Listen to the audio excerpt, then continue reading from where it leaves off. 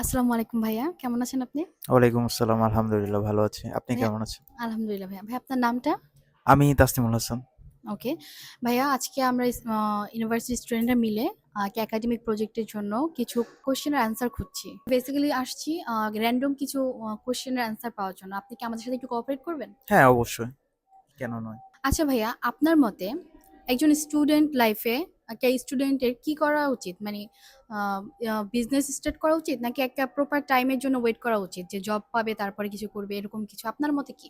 আসলে দেখতে গেলে সবার ক্যারিয়ার প্ল্যানিং বা ক্যারিয়ার নিয়ে চিন্তাভাবনা সব এক ধরনের হয় না। অনেকে চিন্তা করে হয়তোবা তার জবে ইন্টারেস্ট আছে, অনেকের বিজনেসে ইন্টারেস্ট আছে। সো এমনিতেও যদি আমরা দেখি সাধারণত ইউনিভার্সিটি লাইফে কি হয় যে সবাই ওয়েট করে যে গ্র্যাজুয়েশন শেষ করবে তারপর হয়তোবা যে জবের জন্য ট্রাই করবে। কিন্তু অ্যাকচুয়ালি যখন জবের জন্য ট্রাই করতে যায় তখন অনেকে ডিপ্রেসড হয়ে যায় যে সাধারণত জবের ক্ষেত্রে বিভিন্ন স্কিল ম্যাটার করে। তো এক্ষেত্রে একটা ভালো দিক হতে পারে যে ইউনিভার্সিটি লাইফে হয়তোবা যে কোনো বিজনেসের সাথে ইনভলভ থাকা কিংবা নিজে ছোটখাটো বিজনেস করার ট্রাই করা। যাতে যে স্কিলগুলো আছে লাইক এন্টারপ্রেনারশিপ বা এন্টারপ্রেনারশিপ এই ২ টা স্কিলই যাতে তার মধ্যে অটোমেটিক্যালি চলে আসে। আর বিজনেসে ইনভলভ থাকলে হয় কি যে অটোমেটিক্যালি বিজনেস ফেল করার তো একটা পসিবিলিটি থাকেই। তো সব বিজনেস তো অবভিয়াসলি ফেল করবে না। অনেক ক্ষেত্রে সেই বিজনেসগুলো যখন সাকসেসফুল হয়ে যায়, অনেকে দেখা যাচ্ছে আমার অনেক ফ্রেন্ডস আছে যারা ইউনিভার্সিটি লাইফে বিজনেস করছে। ইভেন আমিও করছি। ইভেন আমাদের কিছু ফ্রেন্ডসরা already successful. They are doing their business like তাদের ভ্যালুয়েশন এখন অনেক।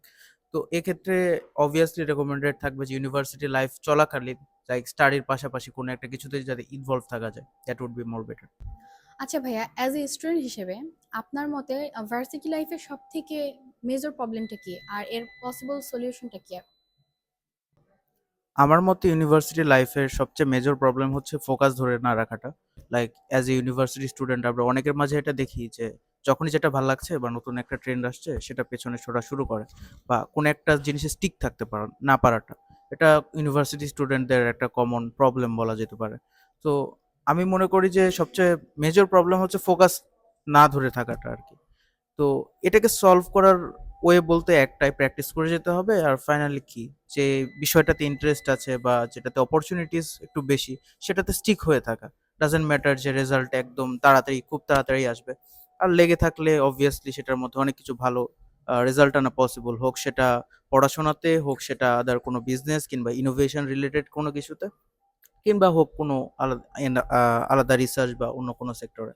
ভাইয়া অ্যাজ এ স্টুডেন্ট হিসেবে আপনি পার্সোনাল লাইফে আপনি কি প্রবলেম ফেস করছেন বা করেছিলেন বা এখনো করছেন সেটা আমরা আপনার থেকে শুনতে চাচ্ছি। তো একটা পিরিয়ডের পর আমরা যখন ইউনিভার্সিটিতে আছি লাইক কলেজ শেষ করে, তখন সবচেয়ে বড় প্রবলেমটা যেটা আমি ফেস করেছিলাম সেটা হচ্ছে প্রপার গাইডলাইন।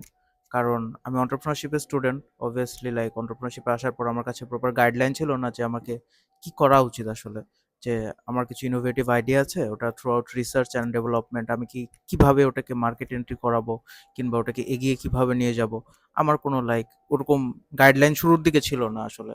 প্রপার মেন্টরশিপ বা এই প্রবলেমটা অনেক ইউনিভার্সিটি স্টুডেন্টরা ফেস করে। And luckily like through out like আমাদের ফ্যাকাল্টি মেম্বার্স ওনারা আমাকে অনেক হেল্প করেছে এই প্রবলেমগুলো সলভ করার জন্য। অ্যান্ড আমি যেটা মনে করি শুধু এই প্রবলেমটা আমার একার তা না। ইউনিভার্সিটিতে নতুন যেসব শিক্ষার্থীরা ভর্তি হয় তাদের অনেকেই হচ্ছে লাইক যে শুধু ফার্স্ট সেমিস্টার না, second semester, third semester, fourth semester, even অনেকেই হচ্ছে প্রপার গাইডলাইনের অভাবে তারা বুঝে উঠতে পারে না যে তারা করবেটা কি আসলে। তো এই প্রবলেমটা অনেকের মাঝেই দেখতে পাই। আর স্টিল অনেকে ফেস করে।